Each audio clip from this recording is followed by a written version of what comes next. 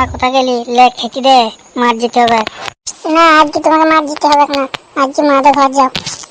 কেন তুই মাদের ঘর কি করতে যাবো? মা ফোন করেছিল, পেঁয়াজ চাইছিল, খানিকটা পেঁয়াজ দিয়ে আসো বাড়ি। কি চাই না তোর মা? পেঁয়াজ চাষ করতে কত কষ্ট জানিস? রোদে গরমে গাঁট ফেটে দিয়েছে আমার, আর তুই খালি দিন দে মা দিকে। চুপচাপ দিয়ে আসবে কি না তোমার ভাত খাওয়া বন্ধ করে দেবে কি? হ্যাঁ হ্যাঁ লে যাবো, দে এখন খেতে দে তো। এলাও তাড়াতাড়ি গেল, মা দিয়ে চারটি পেঁয়াজ দিয়ে আসো যাও। হ্যাঁ গো এইটি কি? কই কি বেটা কি? হারাম যদি ভাত চুল পরে রয়েছি, খাবো না আমি। আর আমাকে কতবার করে বলবো ঘরের চুল গুলা ঝাড়িস না, গোটা ঘর চুলকে ফেলে রাখবে। কেন অরুচি লাগছে নাকি? হয়তো আর লাগবে না, ছি, চুল পরা ভাত আমি খাবো না। চুল পরা ভাত খেতে অরুচি লাগছে? আর যেখানটায় এক গুছা চুল আছে সেইখানটায় রেখে বলে মুখ থেকে ঢুকিন বসে থাকো, তখন অরুচি লাগে না? চুপচাপ খেলে আমি যাও তো। হ্যাঁ হ্যাঁ যেছি। কি রে পাচা কোথায় গেলি? আর বলিস না, শ্বশুর ঘর যাবো। বড় বললে মাদের ঘরে চারটি পেঁয়াজ দিয়ে আসা, জানি ওই পেঁয়াজ দিতে গেছি। বেশ বেশ ঠিক আছে যা। ছাড়ো না, তুমিও না। এই বুড়ো বয়সে তোমার রস কম নেই, বুঝলে তো? দাঁড়াও না, এতদিন পর ফাঁকা পেয়েছি বাড়ি, একবার তো করি।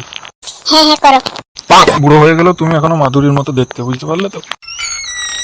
ওই গো, ঘরে রয়েছো? কে বেটা? জামাই আসো আসো। কি সব করতে গিয়ে জামাই দেখে নিলে গো? ছি, তোমরা কি সব করছো গো বুড়ো বয়সে? তোমাদের রস কম নাই? আরে না জামাই, ওইসব কিছু না, আমরা জাস্ট একটু মজা করছিলাম। মজা করতে গিয়ে তুমি শাশুড়ির ঘাম বাই করে দিলে আর মজা করছিলে? বেশ তোমরা কথা বলো, আমি একটু জল নিয়ে আসি জামাইয়ের জন্য। জল তোমারই খাওয়ার দরকার, তুমি যা ঘেমিছো, যাও জল খাও গা। এদিকে পেঁয়াজ গুলো দিতে এসেছিলাম, লাও। তোমরা যা করছিলে করো, আমি এখন আসছি। জামাই বসাবো, কিছু খেয়ে যাও। না আর বসবো না, তোমাদেরকে ডিস্টার্ব করবো না, আমি আসছি এখন। এই মুখ পোড়াকে বলি দিনের বেলা ওইসব করো না, কেউ দেখতে পেয়ে যাবে, তাও সেই দিনেই করবে। ঠিক আছে, নিজের বউকেই তো করছিলাম, পরের বউকে তো নয়। কই গো, মাকে পেঁয়াজ গুলো দিয়ে এলে? হ্যাঁ দিলাম। মা কি করছিল? বাবা বাড়িতে ছিল? হ্যাঁ সবাই ছিল। তো মা কি করছিল, বাবা কি করছিল বলো? কিছু না, পরে বলবো। পরে বলবো কি? এখনই বলছি তোমার বাড়ছি নাকি? বলছি তো পরে বলবো।